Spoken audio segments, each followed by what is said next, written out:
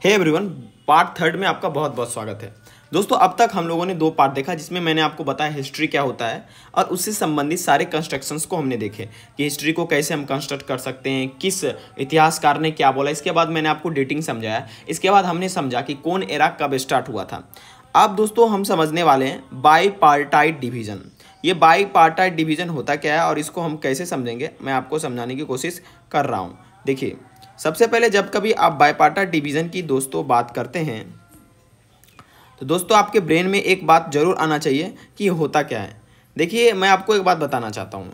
इतिहास जो है बेसिकली उसको 2 भागों में बांटा जाता है। बाय का मतलब होता है 2 और पार्टाइट का मतलब आप समझ सकते हैं उसको 2 भागों में विभक्त करना। यही होता है दोस्तों बाईपार्टाइट आपका डिवीज़न, राइट। तो हम जब इसकी चर्चा करते हैं तो बाईपार्टाइट डिवीज़न में क्या क्या होता है दोस्तों, तो जब हम हिस्ट्री को 2 भागों में बांटते हैं, ठीक है, उसी को बाईपार्टाइट डिवीज़न कहा जाता है दोस्तों।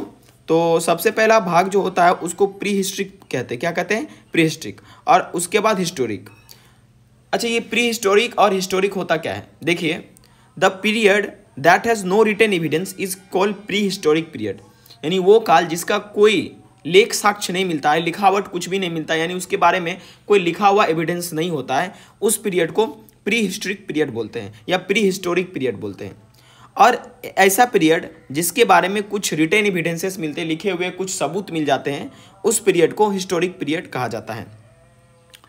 आप ये कह सकते हैं दूसरे शब्दों में, the period before the beginning of writing is called pre historic period and the period after the beginning of writing is known as historic period. बहुत अच्छा से समझाया गया। कितना अच्छा से समझाया गया। देखिए, कहा जा रहा है कि वो काल जिसमें लेखन क्रियाएं नहीं थी, रिटेन एविडेंसेस नहीं थी, उस काल को हम लोग भाई साहब बोल दिए प्री हिस्टोरिक काल। और जब से लेखन क्रिया शुरू हुई उस काल के बाद आपको हिस्टोरिक काल कहा गया। ओके दोस्तों, तो the time period of pre historic period is accepted 3 lakh BC to 600 BC। The time period of historic period is 6 BC till date. ये बहुत इंपॉर्टेंट डेट याद रखना आप, क्योंकि एग्जाम में पूछा जाता है कि प्री हिस्टोरिक पीरियड कब से कब था। तो प्री हिस्टोरिक पीरियड दोस्तों 3 लाख BC से 600 BC तक, और हिस्टोरिक पीरियड 600 BC से आज तक आपका है, ठीक है, क्योंकि इन सारों के रिटेन एविडेंसेस मिलते हैं, ठीक है। अब दोस्तों समझते हैं ट्राईपार्टाइट डिवीजन, ठीक है। ये क्या होता है? देखिए दोस्तों, सबसे पहले मैं आपको एक बात समझाना चाहूँगा कि ट्राईपार्टाइट का मतलब क्या हुआ। तीन भाग में, है ना। तो अभी फिलहाल जो है इतिहास जो है ट्राईपार्टाइट डिवीज़न में ही बहुत ज़्यादा प्रचलित है, जिसमें हम लोग दोस्तों 3 भाग में कैसे कैसे बांटते हैं वो समझिएगा। एक तो दोस्तों प्री हिस्टोरिक पीरियड में, एक प्रोटो हिस्टोरिक और एक हिस्टोरिक। देखिए, आप 2 तो जान चुके हैं। प्री हिस्टोरिक पीरियड यानी कि मतलब लिखने से पहले का जो पीरियड था उसको, या रिटेन एविडेंसेस से पहले का जो पीरियड था उसको प्री हिस्टोरिक कहा गया, और रिटेन एविडेंसेस मिलने के बाद के पीरियड को, आज तक के डेट को हिस्टोरिक पीरियड कहा गया। लेकिन ये प्रोटो हिस्टोरिक पीरियड क्या है, ये समझने वाली बात है। तो मैंने आपको शुरुआत में बोला कि भाई प्री हिस्टोरिक पीरियड को एक बार फिर देख लेते हैं कि 3 लाख BC से 2500 BC तक, the period for which no written evidences is available, उसको कहा गया प्री हिस्टोरिक पीरियड। जैसे लिथिक एज या लिथिक पीरियड, यानी स्टोन एज। स्टोन एज में कोई भी रिटेन एविडेंसेस नहीं मिले, इसीलिए स्टोन एज किस में जाएगा? प्री हिस्टोरिक पीरियड में जाएगा। प्रोटो हिस्टोरिक पीरियड में दोस्तों, the period for which written evidences available but either there script used in the document has not been deciphered on their written document have not been confirmed with archaeological evidences। Proto historic period का time card देख लीजिए पहले, 2500 BC से लेकर 600 BC तक। ये वो काल है या ये वो पीरियड है जिसमें रिटेन एविडेंसेस अवेलेबल है स्क्रिप्ट के रूप में, है ना, लेकिन उसको कोई भी डिसाइफर नहीं किया, कोई भी उसका कोडिंग नहीं कर पाया, उसका कोई भी मीनिंग नहीं बता पाया, है ना। क्लियर बात। या ना ही आर्कियोलॉजिकल कोई सर्वे या आर्कियोलॉजिकल एविडेंसेस उसको जस्टिफाई कर पाई। उस तरह के पीरियड को प्रोटो हिस्टोरिक पीरियड कहते हैं। सिंपल सा भाषा में, इस पीरियड का स्क्रिप्ट मिला है, इसका सबूत मिला है, लेकिन उस सबूत को कोई भी अभी तक डिसाइफर या उसको डिकोड नहीं कर पाया है, तो उसी टाइम के पीरियड को प्री हिस्टोरिक पीरियड कहते हैं। और ये 2500 BC से 600 BC तक का था, ठीक है। जैसे इंडस सिविलाइजेशन और वैदिक culture. In case of the Indus civilization, we have not yet been able to decipher their script। Indus valley civilization का हम लोग अभी तक डिसाइफर नहीं किए हैं उसके स्क्रिप्ट का। और वैदिक कल्चर में हम लोगों के पास सफाई कोई आर्कियोलॉजिकल सबूत ही नहीं है, कि उसके रिटेन एविडेंसेस को हम क्या कर पाए, कंफर्म कर पाए। तो दोस्तों याद रखिएगा, ये बहुत इंपॉर्टेंट बात है कि जो इंडस सिविलाइजेशन था, है ना, उसमें दोस्तों उसका जो भी स्क्रिप्ट मिला है उसको हम लोग अब तक डिसाइफर नहीं कर पाए हैं। ठीक है, अब आगे बात करते हैं हिस्टोरिक पीरियड, यानी ऐतिहासिक काल। मैंने आपको बोला 600 BC से टिल डेट तक, जिसका एविडेंसेस अवेलेबल है, जिसको हम लोगों ने डिसाइफर किया, जिसको हम लोगों ने समझा। महाजनपद से अब तक टिल डेट तक आपका हिस्टोरिक पीरियड में आ जाता है। आई होप आपको यह समझ में आया होगा। अब हम समझते क्रोनोलॉजी। क्रोनोलॉजी का मतलब क्या होता है कि कौन घटनाएं कब हुई और किस तरह से हुई। दोस्तों पीछे जो था वो भी इंपॉर्टेंट है, क्योंकि कई बार एग्जाम में पूछा जाता है कि बताइए प्रोटो हिस्टोरिक पीरियड का टाइम काल कब से कब था, या दोस्तों ये पूछा जा सकता है आपसे कि प्री हिस्टोरिक पीरियड का टाइम कब से कब तक था। ये सब आपको ब्रेन में याद रहना चाहिए। ओके दोस्तों, अब क्रोनोलॉजी को समझते हैं। देखिए, जर्मन हिस्टोरियन थे क्रिस्टोफस सेलेरियस। क्रोनोलॉजी का मतलब समझ में आया कि इतिहास को एक प्रॉपर वे में अरेंज कर देना, वो उसी को क्रोनोलॉजी कहते हैं। ठीक है, एक जर्मन इतिहासकार थे, उनका नाम था क्रिस्टोफस सेलेरियस। 1638 से लेकर 1700 AD तक इनका कार्यकाल रहा। Was the first historian to who gave us tripartite division of history, यानी कि क्रिस्टोफस सेलेरियस जो थे वो पहले इतिहासकार थे जिन्होंने ट्राइपार्टाइट डिवीजन को दिया। उन्होंने इतिहास को 3 भागों में बांटा, एनिशिएंट, मेडिवल और मॉडर्न। उसके बाद जो है इतिहास का मॉडल ही एक्सेप्ट कर लिया गया, ट्राइपार्टाइट डिवीजन, यानी एनिशिएंट, मेडिवल और मॉडर्न। आपसे कोई पूछ सकता है सवाल या एग्जाम में पूछ सकता है कि इतिहास के जो 3 भाग हैं, एनिशिएंट, मेडिवल और मॉडर्न, इस तीनों भाग के बांटने वाले कौन व्यक्ति थे। तो क्रिस्टोफस सेलेरियस आपको याद रखिएगा, क्रिस्टोफस भी आपको याद रखेगा, फिर भी काम चल जाएगा। इन्होंने इतिहास को 3 स्टैंडर्ड में बांटा, एक एनिशिएंट, दूसरा मेडाइवल, तीसरा मॉडर्न। उसके बाद जो है पोस्ट मॉडर्न इंडिया आया। तो दोस्तों समझते हैं, देखिए ये बहुत इंपॉर्टेंट है, कई बार कॉम्पिटिटिव एग्जाम में पूछा गया है कि भाई एनिशिएंट इंडिया कब शुरू हुआ या इसका कार्यकाल टाइम पीरियड कब शुरू हुआ। दोस्तों एनिशिएंट इंडिया का जो टाइम पीरियड वो शुरू हुआ है वो 647 AD से शुरू हुआ है, मतलब कि लिथिक यानी from stone period to death of Harshavardhan की मृत्यु तक। ठीक है, यानी कि माफ़ कीजिएगा द बिगिनिंग, मैं माफ़ी चाहता हूँ, द बिगिनिंग से लेकर 647 AD तक। माफ़ कीजिएगा दोस्तों, मैंने गलत बोल दिया। शुरुआत से लेकर 647 AD तक आपका एनिशिएंट इंडिया का कार्यकाल रहा, जिसमें हम लोगों ने स्टोन एज से लेकर डेथ ऑफ हर्षवर्धन तक देखा। इसके बाद आता है मेडिवल इंडिया।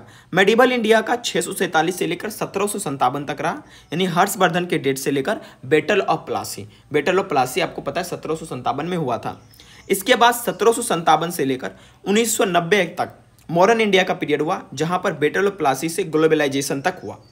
इसके बाद पोस्ट मॉडर्न इंडिया आया, जिसमें 1991 से टिल डेट तक, और from globalization to till date आज तक का ही पीरियड को हम लोग पोस्ट मॉडर्न इंडिया कहते हैं। तो आपको याद रहेगा, एनिशिएंट इंडिया का शुरुआत टाइम पीरियड को नहीं लिया गया, बिगिनिंग बताया गया, जब से इतिहास शुरू हुआ तब से 647 AD तक एनिशिएंट इंडिया। मेडिवल जो है 647 से लेकर 1757, अगर इसको समझे क्रोनोलॉजी में, तो जब हर्षवर्धन का डेट हुआ तो एनिशिएंट, हर्षवर्धन के डेथ के बाद battle of Plassey, medieval. Okay, उसके बाद जो है बैटल ऑफ प्लासी से लेकर ग्लोबलाइजेशन तक ये आपका मॉडर्न इंडिया हो गया। ठीक है, पोस्ट मॉडर्न हो गया 1991 से टिल डेट तक। अब समझते हैं दोस्तों आगे कुछ क्रोनोलॉजी को समझते हैं। मैंने आपको बताया था कि एनिशिएंट इंडिया जो है द बिगिनिंग से लेकर 647 AD तक एनिशिएंट इंडिया है, तो उसमें कई सारे पीरियड रहे हैं। सबसे पहला पीरियड था प्री हिस्टोरिक पीरियड, जो 3 लाख BC से 600 BC तक है। उसके बाद इंडस वैली सिविलाइजेशन, ये याद रखिएगा, 2500 BC से लेकर 1750 BC तक। वैदिक 1500 BC से लेकर 600 BC। महाजनपद 600 BC से लेकर 322 BC तक। मौर्य पीरियड 322 से लेकर 185 तक। उसके बाद पोस्ट मौर्य पीरियड या प्री गुप्त पीरियड 185 से लेकर 319, और गुप्त पीरियड 319 से लेकर 550, और पोस्ट गुप्त पीरियड या वर्धन डायनेस्टी 550 से लेकर 647 AD तक। दोस्तों ये आपका एनिशिएंट इंडिया का पीरियड रहा। अब इसको आप याद कैसे करेंगे सर ये याद कैसे होगा और कैसे एग्जाम में क्वेश्चन पूछा जाएगा। आपको स्टेटमेंट करके क्वेश्चन पूछा जाएगा कि consider the following statement about the time period of ancient India. इसके बाद दे देगा महाजनपद को, वैदिक कल्चर, महाजनपद, मौर्य पीरियड, और गुप्त पीरियड कहेगा, इसको सही से अरेंज कीजिए। तो आपको एक क्रोनोलॉजी में समझना होगा। क्या समझना होगा दोस्तों? क्रोनोलॉजी में। देखिए, सबसे पहले आप एक चीज़ समझिए कि ये जो महाजनपद पीरियड है ये 620 से लेकर 322 तक है, ठीक है। तो आप इसको ऐसे याद कर सकते हैं कि देखिए, आप यहाँ पर याद कर सकते हैं कि वैदिक कल्चर है, ठीक है, PIVM, ठीक है। आपको याद रखना पड़ेगा कि मौर्य, महाजन के बाद क्या आया? मौर्य आया, ठीक है। उसके बाद जो आप ऐसे याद रखिएगा कि वैदेही जो है महाजन की बेटी थी, वैदेही महाजन की बेटी थी और उसको मौर्य का पंख बहुत पसंद था। तो वैदेही को किसकी बेटी थी? महाजन की, और उसको क्या था? मौर्य का पंख पसंद था। तो उसने चुप यानी गुप्त से जो है वो वर्धन से शादी कर ली, गुप्त से वर्धन से शादी कर ली। मैंने आपको क्या समझाया कि भाई साहब जो है वैदेही महाजन की बेटी थी, उसको मौर्य बहुत पसंद था, तो उसने जो है चुपके से क्या किया? मतलब गुप्त से शादी कर लिया, है ना। गुप्त से किससे शादी कर लिया? वर्धन से। तो आपको याद रहेगा कि वैदेही नाम की लड़की थी, महाजन की बेटी थी, उसको मौर्य का पंख पसंद था, यानी मौर्य पीरियड। अगर आप इस तरह से भी क्रोनोलॉजी याद रखेंगे तो आपको आसानी से याद रहेगा। लेकिन मैं कहूँगा कि आप ये डेट भी बार बार देखिए और आप इसे याद करने की कोशिश कीजिए, क्योंकि एग्जाम में पूछा जाता है, या जब हम ही MCQ लुसेंट का जो बुक आता है उससे आपसे करेंगे तो आप फिर परेशान हो जाएंगे, है ना। चलिए आगे बढ़ते हैं दोस्तों। अब कह रहा है on the basis of tools pre historic period is divided into 3 सब period, lithic period, copper period और आयरन पीरियड। दोस्तों कह रहा है कि जो टूल्स मिले हैं, यानी कई जगहों को खुरपी देखा गया, कई जगह अलग अलग प्रकार के टूल्स देखे गए, वही टूल्स हुआ जिससे वो लोग खेत में काम करते थे, और बहुत सारी चीज़ें हैं। तो उस टूल्स के हिसाब से प्री हिस्टोरिक पीरियड जो है दोस्तों उसको लिथिक में नहीं, कोई बार तो वो लोग स्टोन का टूल यूज करते थे, कॉपर का भी और आयरन का भी। तो इन 3 पीरियड में बांटा गया, लिथिक, कॉपर और आयरन पीरियड, ठीक है। मेडिवल पीरियड जो है आपका शुरू होता है 647 से लेकर 1757 तक। अर्ली मेडिवल पीरियड 647 से लेकर 1206 तक। दिल्ली सल्तनत, ये दोस्तों ये सवाल पूछा गया है कि दिल्ली सल्तनत, CGL में पूछा गया है कि दिल्ली सल्तनत का कार्यकाल कहाँ से कहाँ तक था। तो 1206 से लेकर 1526 तक दिल्ली सल्तनत था। इसके बाद मुगल पीरियड आता है 1526 से लेकर 1707 तक आपका मुगल पीरियड होता है दोस्तों, ठीक है। ये चीज़ आपको याद रहेगा, तो आप इसको ऐसे याद रख सकते हैं, ESM सल्तनत, उसके बाद मुगल, पहले सुल्तान आया या सुल्तनत पीरियड आया तब मुगल पीरियड आया, याद रखेगा ये। और ये बहुत इंपॉर्टेंट है, ये दोनों जो मैंने आपको बताया बहुत इंपॉर्टेंट है, ठीक है।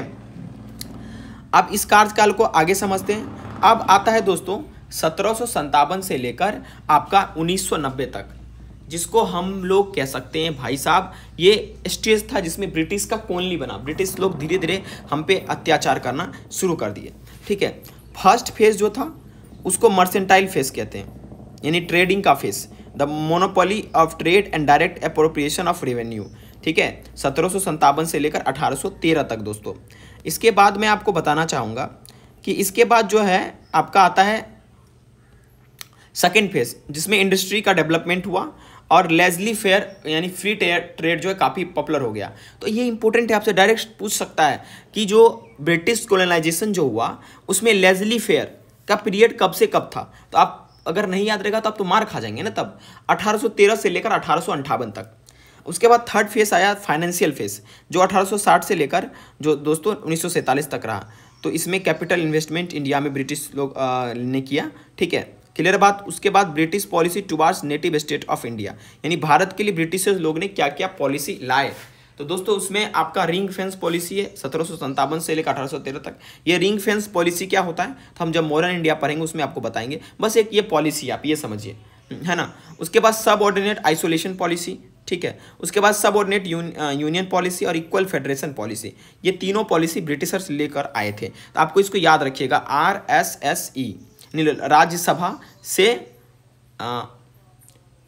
एक, आप ऐसे याद रखिएगा, राज्यसभा से आए, ऐसे याद रखिएगा, यानी रिंग फेंस, सब ऑर्डिनेट यूनियन, उसके बाद इक्वल फेडरेशन पॉलिसी, ठीक है। उसके बाद दोस्तों नेशनल मूवमेंट जो थे उसमें 3 तरह के कांग्रेस के फेस थे।